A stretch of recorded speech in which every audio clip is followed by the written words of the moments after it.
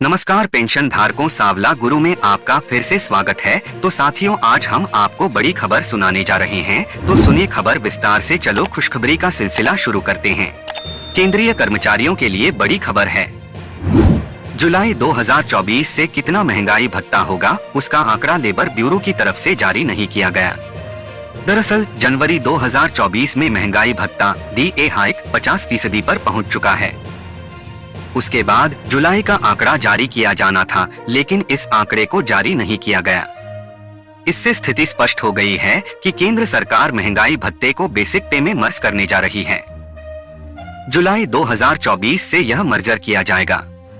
Experts का मानना है कि जुलाई 2024 से महंगाई भत्ते को जीरो किया जाएगा। इसके लिए पिछले वर्ष केंद्र सरकार वित्त सचिव टी सोमनाथ की अगुवाई में कमेटी बनाई थी। यह कमेटी इस महीने के अंतिम तक रिपोर्ट सौंपेगी। उसके आधार पर ही NPS के नियम में बदलाव की जाएगी। हालांकि सरकार पुरानी पेंशन व्यवस्था को लागू करने के पक्ष में नहीं है। ऐसे में अनुमानित है कि सरकार के द्वारा NPS में कुछ अहम बदलाव की जाएगी, जिससे कर्मचारियों को सीधा सीधा फायदा मिल पाएगा। तो चलिए जानते हैं कौन कौन से राज्य सरकार ने पुरानी पेंशन स्कीम लागू की है एवं इसका फायदा किन किन कर्मचारियों को होगा। पुरानी पेंशन व्यवस्था लागू करने की मांग को पूरा करने के लक्ष्य से कर्नाटक सरकार चुनावी वादों में की गई पुरानी पेंशन योजना बहाल की घोषणा को साकार करते हुए अपना वादा पूरा किया है एवं पुरानी पेंशन योजना को लागू करने की घोषणा की है। इससे कर्नाटक राज्य के लगभग 13,000 से भी अधिक राज्य कर्मचारियों को पुरानी पेंशन स्कीम का फायदा मिलेगा, जिनका भर्ती 2006 के बाद हुआ था। कर्नाटक के मुख्यमंत्री सिद्धिरमैया ने सोशल मीडिया प्लेटफॉर्म के जरिए यह जानकारी दी है कि कर्नाटक के 13,000 से अधिक कर्मचारियों को पुरानी पेंशन योजना का सीधा लाभ दिया जाएगा। यह कर्मचारी 2006 के बाद भर्ती लिए थे। इस घोषणा के बाद से कर्नाटक के राज्य के कर्मचारियों में खुशी की लहर दौड़ गई है। सरकार उनकी मांग को पूरा करते हुए कर्मचारियों को एक बड़ा तोहफा दिया है। हालांकि पुरानी पेंशन स्कीम लागू करने पर राज्य सरकार के खाते पर काफी जोर पड़ेगा। इसका वहन राज्य सरकार को करना होगा। इसके अलावा भी कई सारे राज्य सरकार पुरानी पेंशन स्कीम लागू कर रही है। इसके अलावा कुछ समय पहले ही महाराष्ट्र सरकार के द्वारा भी पुरानी पेंशन स्कीम को लागू की गई थी। ऐसे में अनुमानित है कि चुनावी समय को मद्देनजर रखकर कई सारे राज्य सरकार अपने अपने राज्य के कर्मचारियों को पुरानी पेंशन स्कीम का लाभ दे सकते हैं। महाराष्ट्र सरकार के द्वारा हाल ही में एक महत्वपूर्ण घोषणा की गई थी, जिसके अनुसार से पुरानी पेंशन स्कीम को चालू करवाने के लिए इच्छुक कर्मचारियों को 6 महीने का समय दिया गया है। ऐसे में आप जो कर्मचारी अपना पुराना पेंशन स्कीम को चालू करवाना चाहते हैं, वह महाराष्ट्र सरकार के निर्देश अनुसार 6 महीने के भीतर आवेदन कर सकते हैं। जो कर्मचारी पुरानी पेंशन स्कीम लागू करवाने के लिए आवेदन करेंगे, उनकी समीक्षा करने के पश्चात महाराष्ट्र सरकार के द्वारा राज्य के कर्मचारियों का पुरानी पेंशन स्कीम लागू कर दी जाएगी। इसके अलावा कर्नाटक सरकार के द्वारा पुरानी पेंशन स्कीम लागू किए जाने की खबर कर्नाटक के मुख्यमंत्री के द्वारा जारी की गई है। जारी की गई खबर के आधार पर कर्नाटक के करीब 13,000 से भी अधिक नए कर्मचारियों को ओल्ड पेंशन स्कीम योजना के अंतर्गत लाभ दिया जाएगा। इससे कर्नाटक के हजारों कर्मचारियों को सीधे तौर पर फायदा मिलेगा, जिसका इंतजार कर्मचारी काफी लंबे समय से कर रहे थे एवं चुनावी समय में सरकार द्वारा वादा किया गया था, जिस वादा को निभाते हुए सरकार पुरानी पेंशन स्कीम लागू करने की घोषणा की है।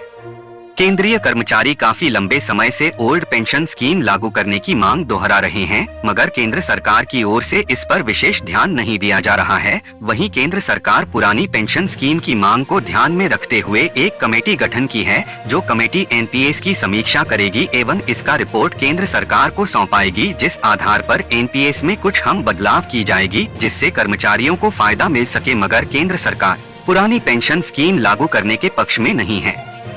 सरकार की ओर से यह कोशिश की जा रही है कि NPS में ही कुछ हम बदलाव कर कर्मचारियों को लाभ दिया जाए। अब देखना यह है कि NPS कमेटी का रिपोर्ट आने के बाद सरकार पुरानी पेंशन स्कीम बहाल करने पर क्या उचित कदम उठाती है। ऐसे में अभी केंद्रीय कर्मचारियों को पुरानी पेंशन स्कीम के लिए इंतजार करना होगा। जल्द ही केंद्र सरकार की ओर से इस पर आधिकारिक बयान जारी करके बदलाव या लागू करने की घोषणा की जाएगी। अगली खुशखबरी यह आ रही है कि ओल्ड पेंशन स्कीम न्यूज की इस जानकारी में आज हम ओल्ड पेंशन योजना से जुड़ी महत्वपूर्ण जानकारी को जानने वाले हैं। अनेक महत्वपूर्ण अपडेट अनेक बार भारत सरकार ने तथा अलग अलग राज्यों में उपलब्ध राज्य सरकारों ने पुरानी पेंशन योजना को लेकर जारी किए हैं, जिसमें अनेक प्रकार के बदलाव कर्मचारियों के लिए किए गए हैं। ताकि कर्मचारियों को फायदा मिल सके। वर्तमान समय में ऐसे अनेक नागरिक हैं जो कि ओल्ड पेंशन योजना के तहत पेंशन प्राप्त कर रहे हैं और ऐसे अनेक नागरिक हैं जो कि नई पेंशन योजना के तहत पेंशन प्राप्त कर रहे हैं। कुछ दिनों पहले अलग अलग राज्यों में ओल्ड पेंशन योजना को लेकर खबर जारी की गई थी, जिसमें महाराष्ट्र राज्य सरकार ने भी महाराष्ट्र राज्य के कर्मचारियों को ओल्ड पेंशन योजना का लाभ देने को लेकर ऐलान किया था। आइए हम ओल्ड पेंशन योजना से जुड़ी पूरी खबर जानते हैं। अनेक कर्मचारियों के द्वारा लंबे समय से मांग की जा रही है कि उन्हें ओल्ड पेंशन प्रदान की जाए, क्योंकि नई पेंशन योजना की तुलना में ओल्ड पेंशन योजना से कर्मचारियों को अच्छा लाभ मिलता है। कर्मचारियों की मांग के अनुसार महाराष्ट्र राज्य सरकार ने ओल्ड पेंशन स्कीम का लाभ देने के लिए प्रस्ताव को मंजूरी दे दी है, लेकिन ओल्ड पेंशन योजना का लाभ कुछ ही कर्मचारियों को प्रदान किया जाएगा। जी हां, सभी कर्मचारियों को ओल्ड पेंशन योजना का लाभ प्रदान न करके कुछ ही कर्मचारियों को प्रदान किया जाएगा। ओल्ड पेंशन स्कीम के प्रस्ताव को मंजूरी मिल जाने की वजह से महाराष्ट्र राज्य के 26,000 राज्य कर्मचारियों को लाभ मिलेगा और यह लाभ ऐसे कर्मचारियों को मिलेगा जिनका चयन नवंबर 2005 से पहले हो गया था, लेकिन ज्वाइनिंग लेटर उन्हें इस समय के बाद में मिला। वर्ष 2005 में ओपीएस को बंद कर दिया गया था, जिसके चलते इस समय के बाद वाले सभी कर्मचारियों को नई पेंशन योजना के तहत लाभ मिलता है। राज्य कैबिनेट के द्वारा कर्मचारियों के लिए पहले सूचना जारी कर दी गई थी कि उन्हें 6 महीने के भीतर ही ओल्ड पेंशन योजना और नई पेंशन योजना में से किसी भी एक का चयन कर लेना है और अपने सभी आवश्यक डॉक्यूमेंट को अगले 2 महीनों में संबंधित विभाग में जाकर जमा कर देना है। ऐसे में राज्य के 26,000 कर्मचारी, जिनमें से अभी तक जिन भी कर्मचारियों ने ओल्ड पेंशन योजना और नई पेंशन योजना में से योजना का चयन नहीं किया है, वह समय पर ही योजना का चयन करके आवश्यक डॉक्यूमेंट को विभाग में जमा करें। कर्मचारियों के लिए यह खबर पहले ही जारी की जा चुकी है, इसलिए अभी भी जिन कर्मचारियों ने इस आवश्यक कार्य को पूरा नहीं किया है, वह जल्द ही आवश्यक कार्य को पूरा कर ले। आगे से जारी किए जाने वाले आदेश के अनुसार आवश्यक कार्य को पूरा करने पर ही पुरानी पेंशन योजना के तहत पेंशन प्राप्त की जा सकेगी। राज्य के अंतर्गत नवंबर 2005 से सेवा में शामिल होने वाले कर्मचारियों की संख्या लगभग 9.5 लाख है, जिन्हें पहले से ही पुरानी पेंशन योजना के तहत पेंशन दी जा रही है। पुरानी पेंशन योजना में अंतिम वेतन के 50% के बराबर मंथली पेंशन दी जाती है। अब सरकार के इस फैसले के चलते 26,000 कर्मचारियों को और इस योजना का लाभ मिल सकेगा। समय पर वह भी पुरानी पेंशन योजना का चुनाव करके और आवश्यक डॉक्यूमेंट को जमा करके पुरानी पेंशन योजना के तहत पेंशन प्राप्त कर सकते हैं।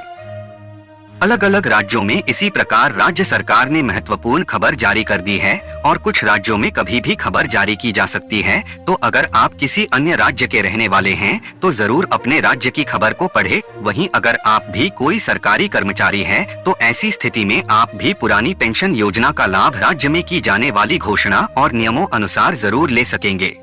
देश में जितने भी सरकारी कर्मचारी हैं जो कि वेतन या पेंशन प्राप्त कर रहे हैं, तो उन्हें हर महीने दी जाने वाली राशि एक निश्चित प्रणाली के आधार पर निर्धारित रहती है, जिसे हम वेतन आयोग के नाम से जानते हैं। बता दें, वर्तमान में सरकारी कर्मचारियों तथा पेंशन भोगियों को 7वें वेतन आयोग के अंतर्गत वेतन दिया जा रहा है और यह वेतन आयोग समय के साथ बढ़ता जाता है। बता दे, जब वेतन आयोग बदला या बढ़ाया जाता है तो इससे कर्मचारियों को काफी लाभ मिलता है, क्योंकि इसके साथ ही कर्मचारियों के वेतन में वृद्धि होती है और साथ ही उन्हें महंगाई भत्ता भी दिया जाता है। अभी सभी कर्मचारियों को 8वां वेतन आयोग लागू होने की प्रतीक्षा है, तो यहाँ पर इसी से संबंधी अहम जानकारी प्रस्तुत की गई है। वर्तमान समय में सरकार के अधीन काम करने वाले सरकारी कर्मचारियों की संख्या 48.67 लाख तथा पेंशन भोगियों की संख्या जो रिटायर्ड हो चुके हैं 67.95 लाख के करीब है। बता दे, यह आंकड़ा संपूर्ण देश का है। इन सभी को वेतन तथा पेंशन 7वें वेतन आयोग के आधार पर प्रदान दिए जा रहे हैं। अब बढ़ती महंगाई के चलते सभी कर्मचारियों को यह इंतजार है कि 8वां वेतन आयोग कब तक जारी किया जाएगा। पिछले कुछ दिनों में सरकार ने भी यह बयान दे दिया है कि कर्मचारियों को राहत देने के लिए जल्द ही 8वां वेतन आयोग लागू किया जाएगा। वैसे भी आज से 10 वर्ष पहले 28 फरवरी 2014 के दिन 7वां वेतन आयोग स्थापित हुआ था। ऐसे में 8वां वेतन आयोग को लागू करने लाजमी है, क्योंकि पिछला वेतन आयोग का काफी लंबा समय हो गया है। सरकार हर बार नया वेतन आयोग बढ़ती महंगाई के कारण कर्मचारियों की परेशानियों को देखते हुए लागू करती है। ऐसे में यदि 8वां वेतन लागू होगा तो इसके बाद पेंशन भोगियों तथा कर्मचारियों को महंगाई भत्ते के साथ साथ अन्य लाभ भी मिलेंगे। वही कर्मचारियों के वेतन में भी वृद्धि की जाएगी। काफी दिनों से नया वेतन आयोग नहीं आया है और सरकार ने अगले वेतन आयोग को लागू करने का भी ऐलान कर दिया था। ऐसे में सभी कर्मचारी 8वें वेतन आयोग के बारे में जानने को बेकरार है। हालांकि सरकार की ओर से यह घोषणा नहीं की गई है कि आखिर कब तक 8वां वेतन आयोग लागू कर दिया जाएगा, लेकिन तमाम मीडिया रिपोर्ट की जानकारी के मुताबिक हमें यह जानकारी मिली है कि सरकार द्वारा अपने कर्मचारियों के हित में लोकसभा चुनाव के बाद 8वें वेतन आयोग को लागू करने से संबंधित घोषणा कर सकती है। तो साथियों, आपको खुशखबरी पसंद आई है तो सांवला गुरु को सब्सक्राइब करें, लाइक करें, बेल आइकन प्रेस करें। साथियों, आज के लिए इतना ही और मिलेंगे नए अपडेट के साथ पेंशन धारकों। धन्यवाद।